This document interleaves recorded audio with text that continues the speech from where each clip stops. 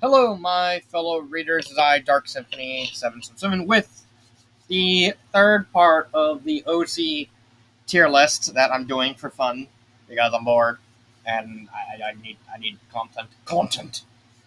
Uh, so make sure to like the video and subscribe to the channel, and also give me your opinions on any of these placements that I have. Here's the one so far. Uh, let's just get let's just get into it. First thing we're gonna do is we're gonna get rid of all of the Yu-Gi-Oh! Thousand Year Door characters, mainly because I don't really have much to say about all of these characters. So here's where I would put them. I put the main three: Stan, Andy, and Fran in C tier. There's just this is kind of the bit my big problem with Thousand Year Door. Is it because there's like two versions of each character? Because you got the original and you got the remake, which is more based in the Shadow Chasers world. Um, they're just nothing characters. There's nothing really outstanding about them. In the original, I think Andy had like a thing where he emulated Yugi. That was really it. There's not really much to say about these three characters. They're plain. There's really nothing to talk about with them. Sydney Myers, otherwise known as the Shadow Queen. Um, she gets a B tier. She does have a lot. She does have something going for her in the remake. In the original Thousand Year Door, Yu-Gi-Oh! Thousand Year Door, she was literally just a generic villain. But I do like what the author did with her in the remake by incorporating Noble Knight Artorigus. So basically, in the remake, she was stopped by the four heroes, who was actually led by who Artorigus was a member of, and so she actually has a massive hate boner for Artorigus to the point where, despite the fact this game, the story takes place in Yu-Gi-Oh and uses like the modern day tier list at the modern day ban list at the time the story was made. Artorigus is actually banned from that tournament in the story because the Shadow Queen just hates him so much that he's like, I don't want to see him. I don't want to be anywhere near him. Because it's revealed that she had a lover who helped out in the climax, who was defeated by Artorias, and and basically, I think killed him. No, not killed him because he's brought back to life at the end. But yeah, he's she's at least has some depth. She doesn't really appear in neither story until near the climax that much. Uh, but I do, like I said, I like her more in the remake. There's also the fact that she seems to be like the type of villain that's like, I want to do things right. Because part of the deal is like she can't leave the island unless she legitimately wins. So she's like, I'm gonna do that. Like, there's a point where in the climax she duels Count Black, and Count Black literally rigged the game against her. So it's like, okay, so she can't use her duel master because in the climax you get access to deck masters, and Count Black basically rigs it that she can't use her deck master at all, which is I think was Ruin. Yes, Ruin. The ritual monster Ruin, Queen of, I don't know, Queen of Destruction or something like that. I can't remember the full name. I just know Ruin. Queen of Armageddon. There it is. Ruin, Queen of Armageddon. Um, and also the fact that allows him to use illegal cards, and basically Shadow Queen completely obviously knew that. It's like, yeah, you're not gonna be, you're cheating, but I'm gonna beat you anyway, and she does. That's actually a really cool moment because Count Black is like, it's like a evil versus evil thing, but Shadow Queen's like less evil because at least she has morals. And then finally we have the Shadow Children. For the most part, they are nothing. We have Marissa, Leopold, Maria and Vladimir in C tier. They are just, for the most part, these six are flat characters, and we have Curtis and Tyson in D tier. The problem is, with these six, both in the original story and in the remake, they are actually pretty bland characters. There's nothing really outstanding about them. There's just nothing that separates them from any other character. No unique qualities. I mean, they do have one thing, like Marissa's kind of a slut, Leopold's smart, Maria's dresses like a pirate and cheats, but the Shadow Queen's like, nah, you ain't cheating. And Vladimir kind of has like the pride thing going on. Meanwhile, with Curtis, is like, I can't even remember anything about Curtis, and Tyson just has a temper. Okay, do you have anything else besides the temper, Tyson? No, I do not. I use fire. Burn to the ground. Fire, fire, good, fire. Yeah, these ones don't have anything going about it. Let's see, who should I talk about next? Let's talk about I got it. All the children from 1 in a Billion. Oh boy, D tier.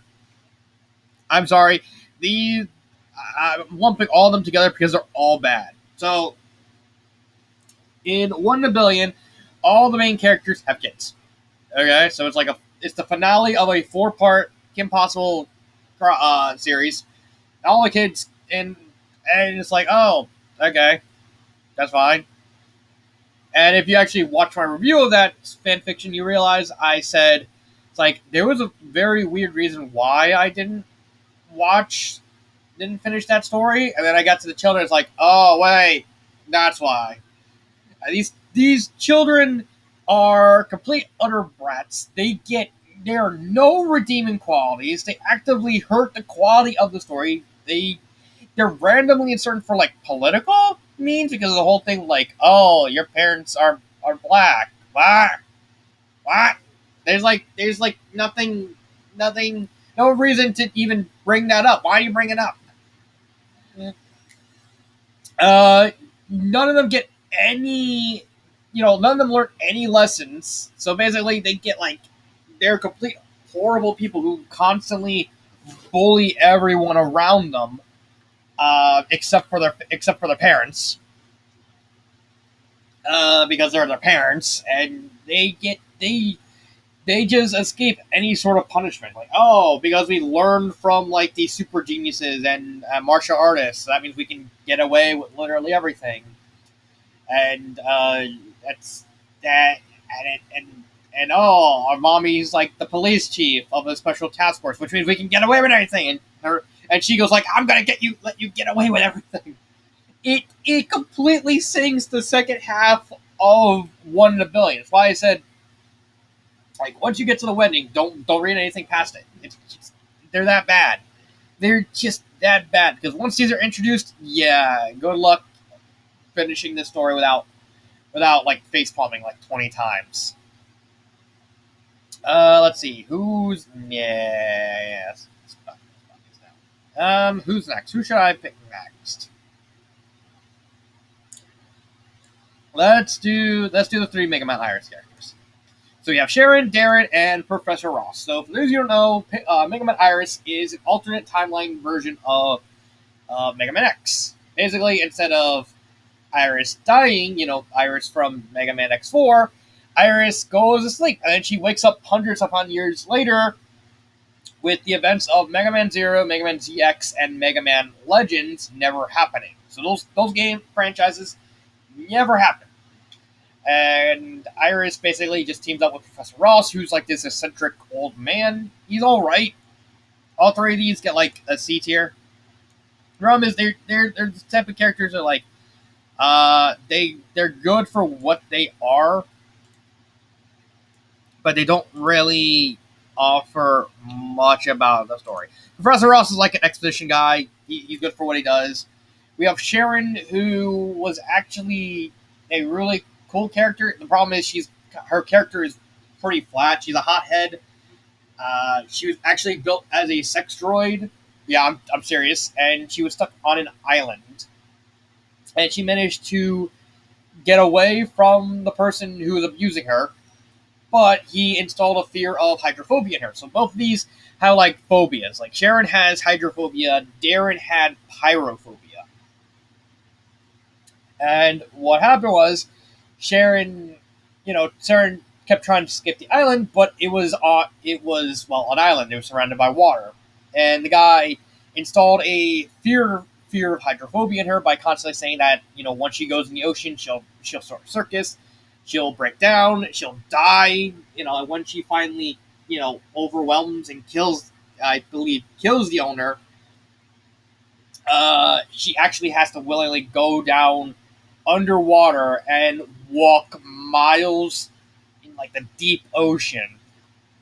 And by the time she's able to get rest, and she does technically like temporarily shut down because her fears overwhelm her, and she's rescued by, I believe she's rescued by fishermen, and she's already like half rusted, and she swore to never go in the water again.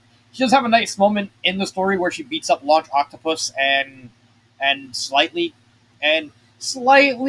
overcomes her hydrophobia. It is revealed in the sequel that she still suffers from it, but the sequel never finished, so I can't count that. And Darren had a similar situation, but with fire. He was owned by an abusive owner. Who liked to play with fire, who was an arsonist, and basically melt. And when Darren was rescued, he was like partially melted. And Darren's like a happy little like that's kind of the strength of Mega Man Iris.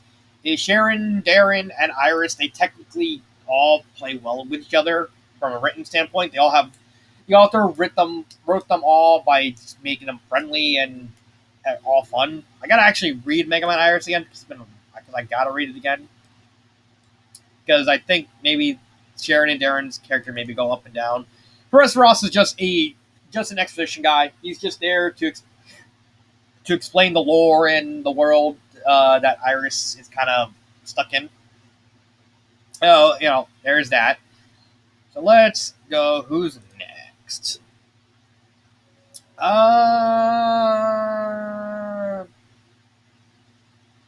David Jordan from Stranding the Giant. This is a Call of Duty fan fiction with Samantha, with him getting stuck in Darice, and he plays games with Samantha, who's actually a teenager here. He's just a plain old schmo. Like it's good for what it is, but he's largely one dimensional character in this story. There was a sequel that took place during 5, the map, but that story never finished, and that actually went a long way to actually making his character better because that focused more on giving character development to not only David but also Samantha. And just if going by Stranded in the Giant, David is just largely a flat character. He's very one dimensional. He's still readable. He's not a Gary Stu or anything like that. He's just very uninteresting. Like he's just there. But then again, we don't really get a lot of zombie uh, fan fictions for the Call of Duty stuff. It's kind of sad because I want to see more zombie stuff. So yeah, there's that. Yeah, it's let's see. Let's get rid of because I want to do all of the. I want to try and do all these. Yeah, these as much as I can. Let's see. Who's next? Let's do Princess Amy. Yeah, let's do Amy, Bob, and Celia. So, Princess Amy is a D tier. Um, she has a very specific role in Luigi's Adventure at C3. She is technically an author avatar, but she doesn't really hog the spotlight. She only is really important to 2 chapters. And for the rest of the story, when she joins Luigi and his gang, she's mostly used as a cheerleader by the author. Again, she is an author avatar, so at least instead of trying to shove her front and center, the author plays it smart and just keeps her as mostly a sideline character. So there is that, and she is pretty much used as her whole character is just she's a Luigi fanboy, which makes sense considering the fact the author is a Luigi fanboy. So you know, but just like David, she's essentially a flat character. She's for the most part uninteresting and doesn't really have a substantial character. So there's that. Let's get Bob out of the way. Oh boy, Bob! I love Bob. Um, if I could put these in like rank from worst of each tier to best, Bob would actually probably be near the top of the B tier. Like he would, I think as of right now, I actually think um, who would be the best B tier so far of these group? I actually think it would be no, I think it would be Sarah. Either it would be Sarah, Andrew, and then Bob. Like Bob would be number three. Bob is interesting because he's one of those gray areas I mentioned at the beginning of the tier list where I said there's going to be some weird gray areas where they're technically a canon character, but not sort of. And Bob is one of those examples. He is essentially a clone of Ludwig von Koopa. He has all his powers, but he has no memory, and so Bob just becomes this sort of Hank Hill like character where he's just endlessly dull, but at the same time you're completely captivated by him because he's so dull. Like, I mean, people love Hank Hill because instead of being this like over the top dynamic character, it's like if you ever watched King of the Hill and you looked at each of the characters, like you had Boomhauer who talked really fast and constantly talked in non sequiturs. He only really talked, I think, like maybe once an episode, if at all, if he was there. You had Dale Gribble, who is this conspiracy theorist who's like pocket sand and wacha-cha. He's this over the top hammy character, and then you had Bill, who was in the army, and he's actually suffers from depression, and he's actually kind of a sad character, but it works because to contrast Dale's eccentricness and Boomhauer's Boomhauer. And then you have Hank Hill, who's just basically like, I sell propane and propane accessories. And that's pretty much the extent of Hank Hill's character. He's just a boring, dull character, but Hank Hill makes it work. Just like Bob is just ultimately a dull, boring character, and he somehow makes that entertaining. That's actually insane. He starts out kind of like Ludwig, and then he says like, "Nah, I'm gonna do my own thing," and just acts like just the most random Joe, and he absolutely works in the story because in the Super Koopaling series, all the Koopalings are like extremely eccentric characters that try to live normal lives, but you still have to deal with the fact that they're all very off, mainly in like a comedic sort of way. And that's what makes Bob work because he makes a hilarious counterpoint to them. It's like, oh, here's some over the top characters. Now here's Bob. And then we see in later appearances that he actually has gotten some of their eccentric qualities. Mainly, it's like he collects shoelaces and he has like a pet turtle, and it's so weird, but you're constantly entertained by what he does because he just provides the perfect contrast to the rest of the Koopalings. It just makes him just an endearing character. I love Bob. Like I sincerely love Bob. It makes it just I cheer every time whenever I read through the Super Koopaling series and Bob showed up. It's like, yeah, there he is, and he was just fun. Sure, he's boring, he's dull, but he works. That's basically Bob's ultimate strength, is that he's boring and dull. But he's entertaining as boring and dull. Like, he works at a supermarket. It's like, I am going to be the best supermarket employee of all time. He's massively entertaining. Celia, we'll put Celia in B tier as well. Uh, she's not as entertaining as Bob. She is a more grounded character. She's mainly there to provide contrast with Roy. A lot of the stories that she appears in either focus on her, like in episode 20, or they focus on Roy. And she's good in that role. She's actually very good in that role. If honestly, and I'm going to be frank, if not for the remake of her very first story, Celia would actually be borderline D tier. Like, I honestly think Princess of the Lake Kingdom and then the remake of her first story pretty much carried Celia to B tier. Like they made Celia such a more well-rounded, entertaining character, well written, especially with her deal with Roy. Like, you actually get a sense of her character. There's a reason why last year Celia's dad Redux was like the representative of the top 10 fan fictions of that year, and Celia actually has a big part to do with why that story was up that high. Because Celia was just a more dynamic character. She was a more likable character, but you actually felt for her. You felt sympathy. You felt the anger, and she was just an overall enjoyable character in that story. So yeah, that's Celia. She's a great character. Not anywhere higher than like probably mid B tier. Probably next video I'll probably like rearrange these. Yeah, I'll probably do that afterwards. Let's see.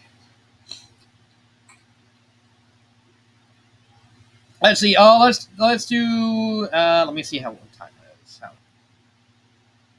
right, let me just check to see if I. Okay, there we go. I was just checking to see. Okay, so we have Zelta. Zelta Paracarry is interesting because she is technically in 4 stories. This is the OC by Wakazu, and she's very, very very, very on the line of is she a Sue character or not? Like that. That's like the big thing with Zelta's character is the fact that she really dances along that line. She absolutely like skips across it at various points of the story. Like at one point she's a Sue, but at the other point she's not. So it's really hit or miss with her. I honestly think she's a character you either gonna like or you're gonna hate. Like there's no two ways about it. Like you're either gonna like Zelta or you're gonna hate her. Like, and I like her, but she's not a great character. So she's only gonna get in C. She's only gonna be in C tier. That's why I consider Bob and Celia better than Zelta. Yes, because he's Bob. Bob. Come on, Bob. Like, you can't diss the Bob. You can't. I want to see. You know what? No. I want to go on this mini tangent. I want to see an entire fan fiction just centered around Bob on a day of work. I want that. Please, Star. Please. As a birthday gift. Just a random day of Bob at work. Like, he deals with bad customers. He deals with shelving. Like, he do the most boring thing, but Bob will make it work. He's like Bob Ross. He'll make it work. But yeah, Zelta. Yeah, Zelta will either be C or D tier depending on basically how you think about her. Overall, at the end of the day, she's an all right character. I mean, the Super Koopa series was more or less done by her. She carried a large portion of the story. I'd probably put if I ordered it in like order, it should probably be near the top of C tier. Like probably center, I'm in the middle, maybe the top, but nowhere near B. Yeah, there's Zelta. I'd say. Let's see. Next up, we have. You know what? Let's do Danny Kirk. I bet you're wondering who's Danny Kirk? Who? Like, he's Danny Kirk, son. I love Danny Kirk. I think he's a very entertaining character in the story he's in. So for him and for the wrestling characters, I'm gonna be doing them after Danny Kirk because I want to get the wrestling characters out of the way because they're probably gonna be the ones I have to talk about the most. For those who don't know, in the late '90s, early 2000s, there was an anime called The Big O, which was immensely popular to anyone who watched it. But it was very, very different from other animes at the time. It had a very segmented plot where you can watch it in any order within reason. Like if you're watching the very first season, you had to watch the first two episodes, and then after that, you can watch the rest of the season in like any order you want. And with season two, you had to at least end it. It had to end with the final two episodes of Big O versus Gordon Rosewater and Big Foul. And this author decided to write a season three. And season three, and this fictional season three had ups and downs. I liked some of it, but I hated some of it. I really hated the last story that he wrote, that he before he kind of retired from fan fiction, which incorporated Bioshock of all things. Like honestly, I it was just really weird. I didn't want to see Roger Smith and Dorothy Wainwright pretend to be the Latwise twins. Like that's just very weird, like extremely weird. But Danny Kirk was introduced, I think, in episode 28, in this fan made episode 28, otherwise known as Priceless. His whole character is. He was actually the mentor of Roger Smith, who is the main character of Big O, and taught him everything he knows. However, Danny Kirk is actually suffering from Alzheimer's, and he's trying to keep his the illusion of who he is alive. So throughout the story, he actually, whenever we see him, he acts very bombastic. He has a woman bot. He's always surrounded by talking about women and referring to himself in the third person.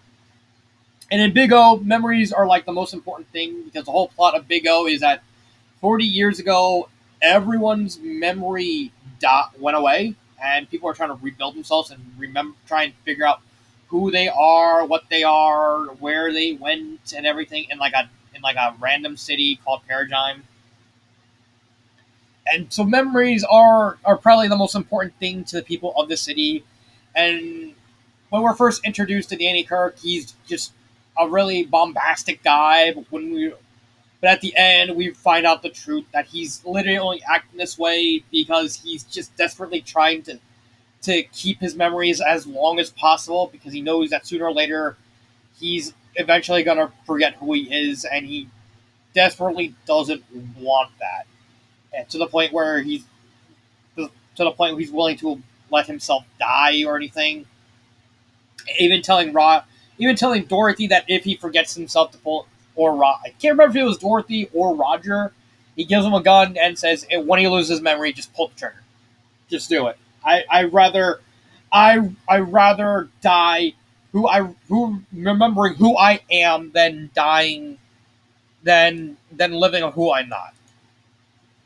And the climax is actually really touching, where Danny Kirk, another Megaduce shows up, but it was actually searching for. It was about to attack Roger Smith, and Roger calls out Big O, and Danny Kirk says, "There's no need for that." He's like, and willingly lets himself be sacrificed because he knows that his memory's going. So it's like either the same mentality of handing Roger the gun. Either he would rather die by remembering who he was than to live by who he was, by forgetting everything who he was.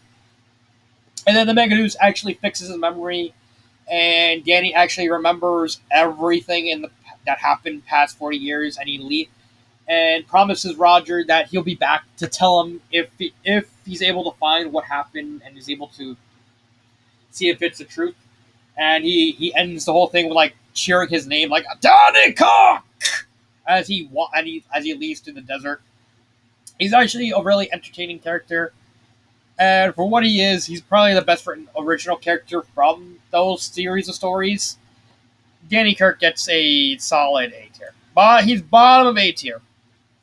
If you want, you can stretch him to the top of B tier. Let's see.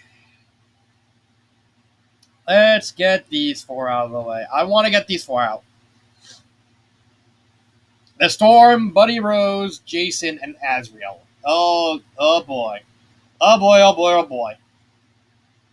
Oh, the reason I'm doing this video without Meep, my friend from Germany, he's actually going to be joining me for the rest of the videos after this one, hopefully, is I wanted to get these four out of the way because he wouldn't understand these four characters. He would not understand how these four characters work because these four characters are very, very unique in the fact that you need a specific mindset to understand these four characters. And that mindset is you have to have a very intimate knowledge of how professional wrestling works. I'm a wrestling fan. I've been a wrestling fan since the late 90s. Stone Cold Steve Austin, Dwayne The Rock Johnson, Triple H, come on. Even nowadays, with like Matt Riddle and Seth Rollins, and even like in AEW, Daniel Bryan, Bryan Danielson. I'm actually I kind of like William Regal and stuff like that. Jay Lethal, oh yeah, yeah. You have to. Their professional wrestling is a lot of fun. However, that leads to these stories. That is ACW Season 1 and Storm Warning / Raging Storm. Because I didn't want to spend over an hour, like multiple hours, telling all the intricacies of wrestling to Meep for him to understand how these characters are working the way they're supposed to work. Because you need to know how professional wrestling works to understand these characters. A lot of wrestling fan fictions tend to follow like the whole what a lot of people see as stereotypical fan fiction is with a girl, usually an author avatar, falls in love with their favorite wrestler, like in the early 2000s, Shawn Michaels or The Undertaker. They fall in love, girl gets pregnant, girl has kids, there's some kind of weird minor quabbling, that's it. That probably takes about like 80% of all, yeah, probably like 80% of most wrestling fan fictions, probably like 60 to 80%. Then the rest is like either gay, like mpreg sort of things, or at least something unique. And this is one of those unique things where ACW and Storm Warning are basically follow like an actual wrestling show, and we're basically reading a series of episodes of the show. So ACW, it's its own thing, while Storm Warning / Raging Storm follows in WWE or Raw and SmackDown, depending on your points of view. And they follow a very similar structure, where we get to know the characters. They talk about the character. We get some minor character development, very very minor, and then for the bulk of the match, we get a actual wrestling match. Like these stories diverge in where they put their priorities. ACW focuses very much on the wrestling side because each chapter, like 80 to 90% of the story of each chapter is a wrestling match or multiple wrestling matches. It's been a while since I've read ACW. I know I was not a fan of ACW because that story focused too much on the wrestling. That's why Jason and Azrael, they go in the D tier. Why? Because they're very, very flat characters. They are extremely flat characters, and that's kind of the big consequence of how ACW was written, and the fact it focuses almost exclusively on the wrestling, without to the point where it destroys any other sense of how writing works, like giving us an actual plot, giving us character development, character growth, interpersonal rivalries. Like this is just an author writing a wrestling formation off the ground, and he incorporated like 30 something wrestlers, both male and females, around there. and we're expected to follow all of these characters, all of these things at the same time in a book. Meanwhile, in Storm Warning / Raging Storm, at most, you're only really following about 4 characters at most across these 2 stories. Yeah, it doesn't work. It really doesn't work at with ACW because it doesn't have a balance of letting us get to know and care about these characters versus the wrestling, because it focused almost entirely on the wrestling. Meanwhile, with Storm Warning, it goes a different route, where in like the first chapter, we're given like in the context of watching it like you're watching an episode of Raw. We get vignettes like this is your Storm Warning, with him like like the first couple episodes of Raw and SmackDown. Storm would call out various wrestlers like, "This is your Storm," like X, like The Rock. "This is your Storm Warning." And while it at first it does follow the same thing as ACW, it does the author does try to make a very very good attempt of stretching out everything that goes on, because one, for the first story, Storm Warning, we're pretty much entirely focused on Storm. And so Storm's character in Storm Warning is he's this guy in a trench coat from Texas, from Dallas, who is basically like this tough guy who just wants to wrestle, but he starts out as a face and he feuds with Taz, and after he beats Taz, he turns heel by teaming with Chris Benoit, and then him and Chris Benoit go rush out on the tag team scene. They win tag team wrestling. Benoit turns on Storm. Storm turns face. Feuds with Benoit for a couple years, and then he turns heel again by adopting like a super serious lone wolf personality, like a somewhat psychotic mute guy.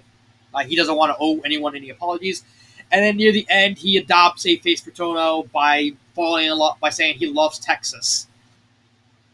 And then Raging Storm, he's pretty much a good guy the entire story, because his story is one gigantically long feud, like multi-year feud.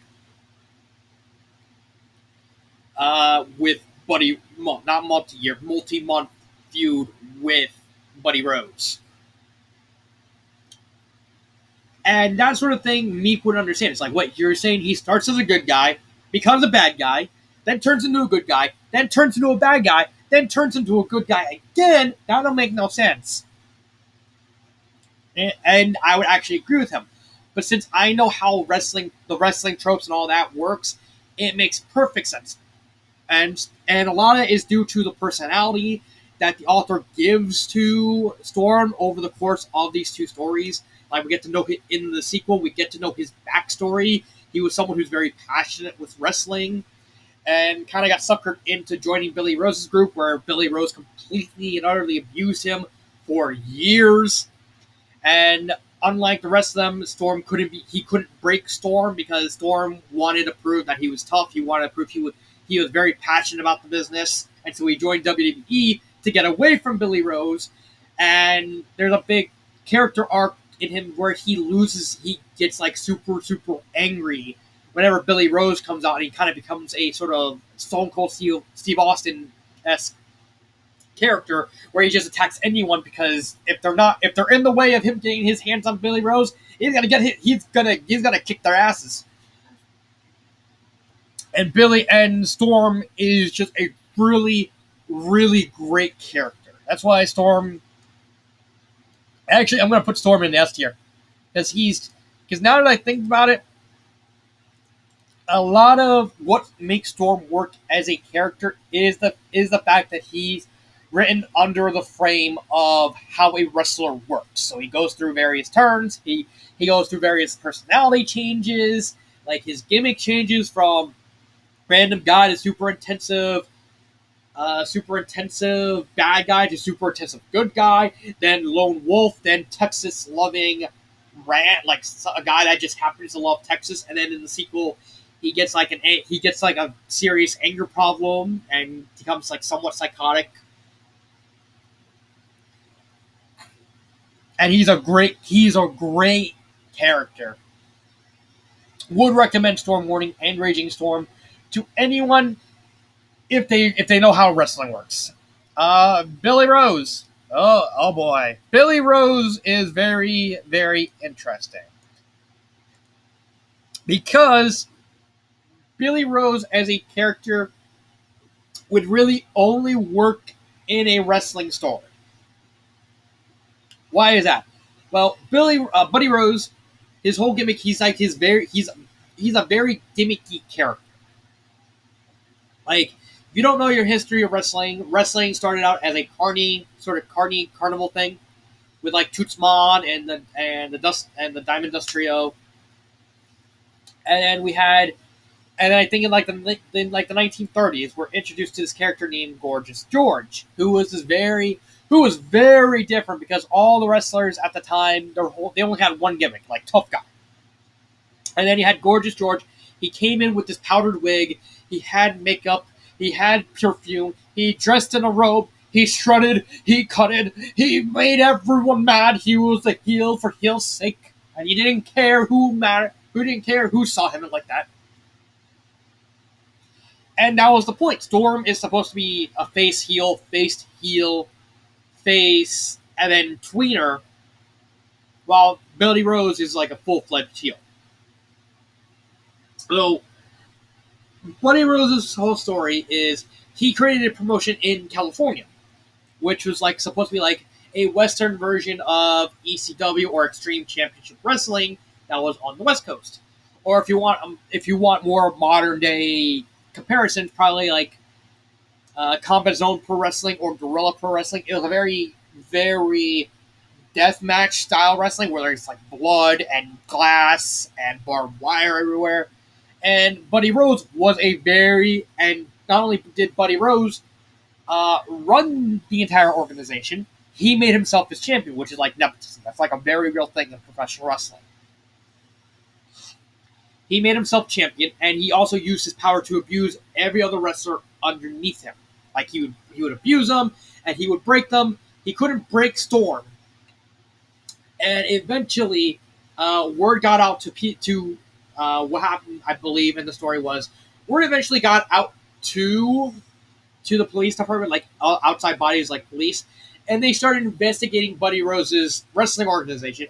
And to save face, Rose purposely ended the organization, cut all his losses, and ran. And the police couldn't find anything. However, he specifically joined the WWE not to win championships or anything like that, but specifically to try and finish what he started with Rose. Like, not not finish what he started with Rose. Finish what he started with Storm. Like, he saw Storm winning championships, winning matches, and he's like, oh, I'm going to finish what I fucking started. And so he joins the WWE specifically to break Storm.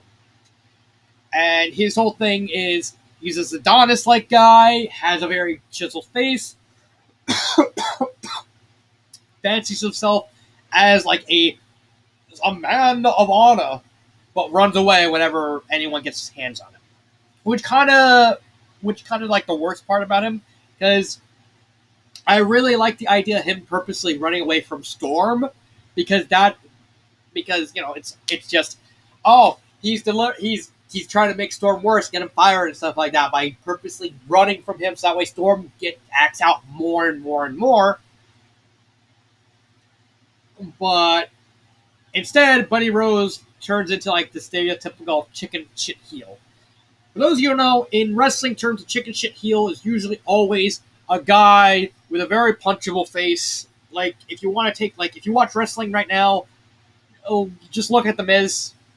Or better yet, go on Google Images, type in The Miz, and then just look at him. He has a very punchable face, doesn't he? Like, he just has a face like, I don't know why, but I want to punch this guy in the face. And chicken shit heels, they usually constantly talk up a big game, but whenever something happens that goes wrong, they tend to run. Like, they always tend to run from everything and everyone. And with Buddy, I think that's what made Buddy kind of bad, It's really his only flaw because I think from a storyline point of view, it really doesn't make sense for a character like Buddy Rose to run from anyone not named Storm, which is why Buddy Rose gets an A tier. He can't be an S tier because I just think him running from everyone actively ruins his character. Not to mention and that also kind of leads him to become toothless. Like you can't take him at the beginning. He take him very seriously because he's only running from Storm. Because it's very much the implication that he's only running from Storm to piss off Storm. Like he's not running up because they're afraid of him.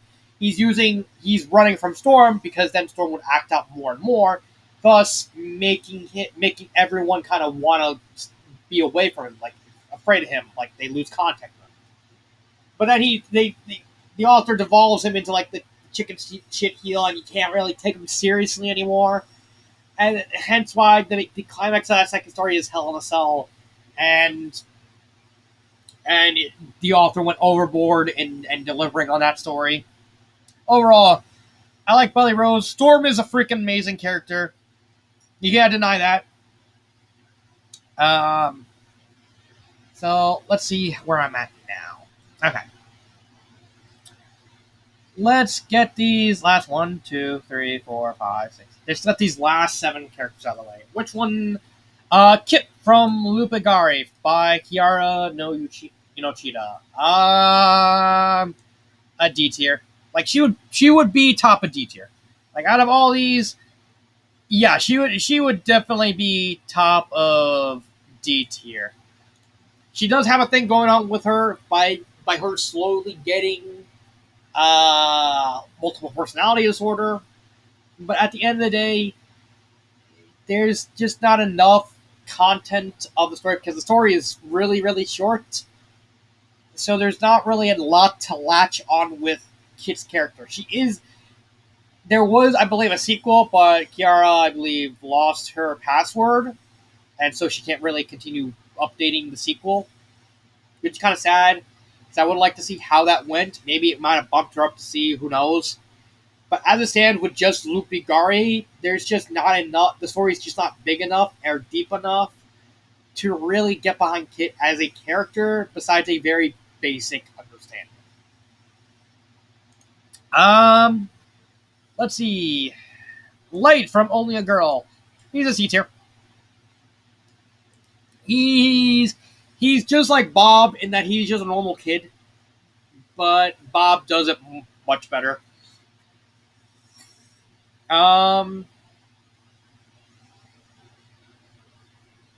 Light is just a normal boy. He gets a gem. He wishes for a gem.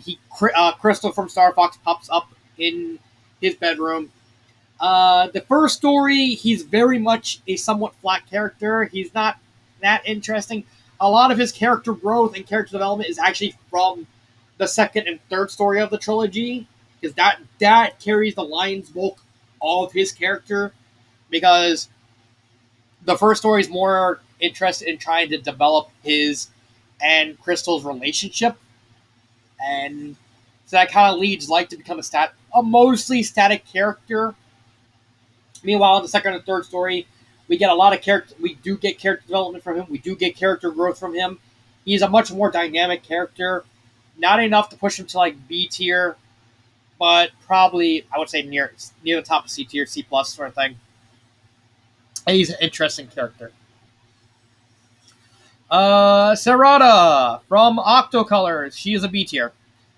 She is one of the 2 main characters of Octocolors. She is an Octoling who kind of survived Agent 3's attack on one of their bases, and so she inadvertently finds herself in Inkopolis, where she befriends Leviathan, who is Agent 3, but she doesn't know about that, and so they kind of fall in love, and Serrata starts to, like, what... A big part of Serrata's character is the simple fact that she slowly starts to realize what she was told at growing up is a lie. that the Inklings, they like to have fun, they like to goof off, and Serrata slowly becomes like a somewhat goofy character. She's like, I want to do these splat battles. Can I do these splat battles? No, you can't do splat battles. We don't want you to find out. We don't want people to find out you're an Octoling, but I want to do it. Can we please, please, can we do it? Can we do it? And she goes off with Leviathan and his friends, and realizes that Octolings and Inklings can stay together, and so she kind of becomes like an activist or somewhat activist sort of character, where even like the Squid Sisters, they kind of feel sorry for her and they want to help her out. And she's ultimately a nice character. She's just a sort of girl next door type of character. There is one cool thing where she somehow is able to, in Inkling lore, they can only use the ink that their tentacles are, and if they get hit by another color, that's not the color their tentacles are. It starts to burn them and actually hurts them. And Serrata, like around the halfway point, actually is able to purposely somehow willingly change her color, like change her ink and allow her to use different colors of ink. And I also like the fact that it's still, even in like the sequel, which is a dead story, it was something that only Serrata could do, and others tried to do it, but they couldn't actually replicate what she did, and they don't really know how to do it. And Leviathan is like, you ain't touching her, you ain't studying her, go away. So she's just a down sort of girl next door type character, and I like her. She's not great because the first third of the story is just, she doesn't really grow as a character. Again, this is like Light, where the later parts of the story does focus on working on her character, because the first third is just getting the whole thing set up with her starting to live in Inkopolis, want to wander around, befriend, like her chemistry with Leviathan and sort of thing. That's where most of it goes. And the final 4 characters. And after this, I'm going to have 34 characters. And that is Alex, Scott, Brian, and Danny from Enduring the Evil. Oh boy. Okay, so let's get the weakest one out of the way. Alex. He is a C tier. So, the thing with Alex is he's kind of overshadowed by Scott and Danny and Brian. But again, everyone is overshadowed by Scott in these stories, because Scott is just amazing. Alex is meant to be the leader of his group of friends, and he has a neat little thing where he doesn't want anyone to die, and anyone when they separate, or in the first story when one of them dies, not gonna say who, one of them dies, and he takes it really bad. He wants to prove that he's the leader. He wants to prove that he wants to keep his friendship alive. However, the main problem with Alex in regards to this specific character arc is, for like the first 3 stories, because he's one of the main characters of Enduring the Evil 1. He's one of the main characters of Enduring the Evil 2. And for the most part, he's the main character. He's like one of the 2 main characters of the first half of Enduring the Evil 3, because of how, that's mainly because of how different Enduring the Evil 2 and 3 are. And he doesn't really get any more depth than that. He pretty much remains a static character until Enduring the Evil Code Veronica. Code Veronica completely saved Alex's character. Completely saved his character. With him finally wanting to be the hero and taking lessons from Claire and all that, and wanting to right the wrongs that Umbrella has done, but honestly doesn't know how to do it. He's like Chris Redfield. Like, Chris Redfield's like, I know what I want to do, but Alex is like the more pragmatic sort of way. Was like, I want to stop Umbrella. I want to put a stop to them. I just don't know how I would be able to do it, but I want to try. And then there's the entire second half of the story where he befriends Alexia Ashford of all people, like the incredibly insane Alexia, and actually gets into implied to eventually get into a relationship with her. And in Code Veronica, he does a lot of neat work on trying to fix his character. I'm not saying Alex is a bad character. It's just now that Danny and Brian are completely reworked, Alex has kind of become the weakest character. I wouldn't change him at all, but it is what it is. Like it's more we'll have to wait and see how he develops in it further, because the author still has to rewrite Enduring the Evil 1 and 2 and 3, and who knows? It's more likely going to be reworking every single character except for Scott, I hope. And that's it. Danny and Brian. These are two bros. They are. Their whole thing is they're like brothers. Like, even when the old group wants to split up, Danny and Brian are like, "No, we're going together. We're bros." Yeah. In the original 4 stories, they were actually the weakest character because they had nothing really going for them to separate them from everyone else. Like, you had Scott and his sort of over-the-top actiony way. You had Alex and his leadership and his moral quandaries of what it means to be a leader. You had the rest of them, at least the rest of the characters had something. Well, Danny and Brian were just there. And I appreciate the fact that the author, Liberius, took my advice to write Enduring the Evil 0, leading to the rewrites, incorporating Danny and Brian as the main characters, and completely making their characters completely awesome. Like, oh, they have the individual thing. No, we have each other. We're bros. Like, they're just gonna handshake and act like brothers to each other.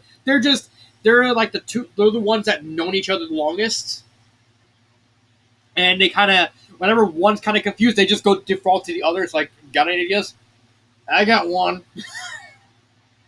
And they are much more dynamic characters. That's why I put them both in B tier, because they're like, you can't have one without the other. Like, they're kind of stuck together. Like, and that makes them all the more endearing, because they not only do they care about the rest of their group of friends, they care about each other.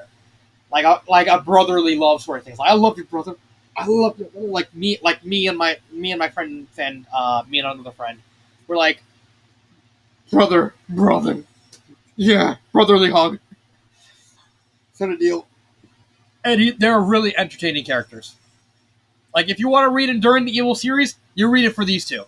They're really interesting characters. And I love them for that. And finally, we got Scott.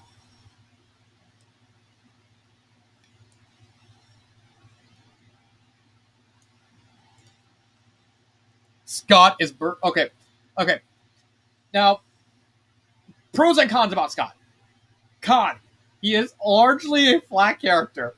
He is a paranoid military guy who likes to be ready for every situation. He answers everything like, "All right, you're getting a shotgun? How many shotguns do you need? How many do you think we need?" Yes. Who solves every answer with like an over-the-top actiony thing. But good God, is Scott the most entertaining of the group?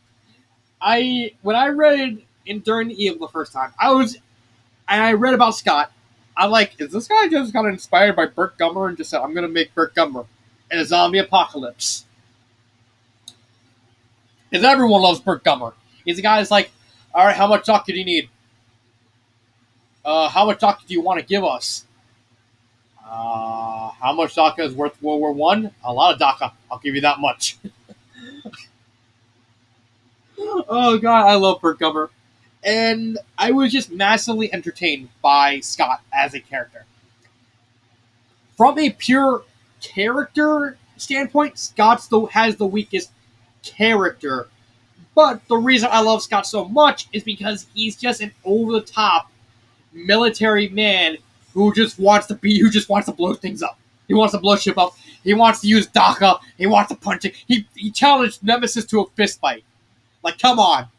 And if it was any of the other groups, I would not have believed that. But since Scott is just this over the top macho guy, like, but he still cares about his group of friends. Like,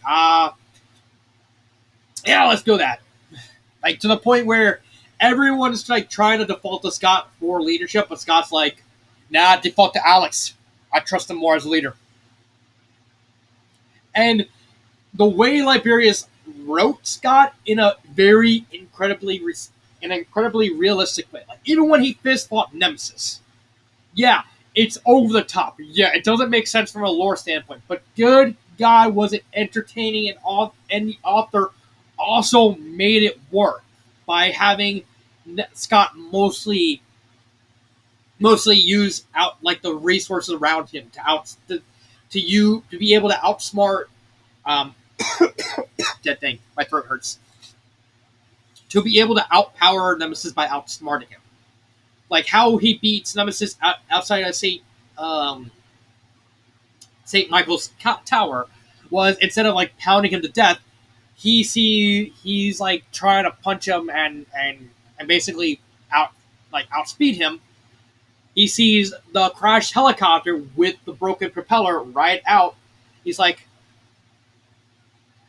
he punches up until the point where he manages to at least slightly tip over Nemesis, and then Scott completely like football tackles him and impales him on the blade, and he tells everyone, just start firing your guns, and they all fire on Nemesis as he's trying to unimpale himself. So like Scott's an incredibly entertaining badass. He's not the he's literally the least developed character because he has not really grown past that idea of just defaulting to Alex and being over the top machismo badass. But that absolutely works for Scott as a character. And I love it.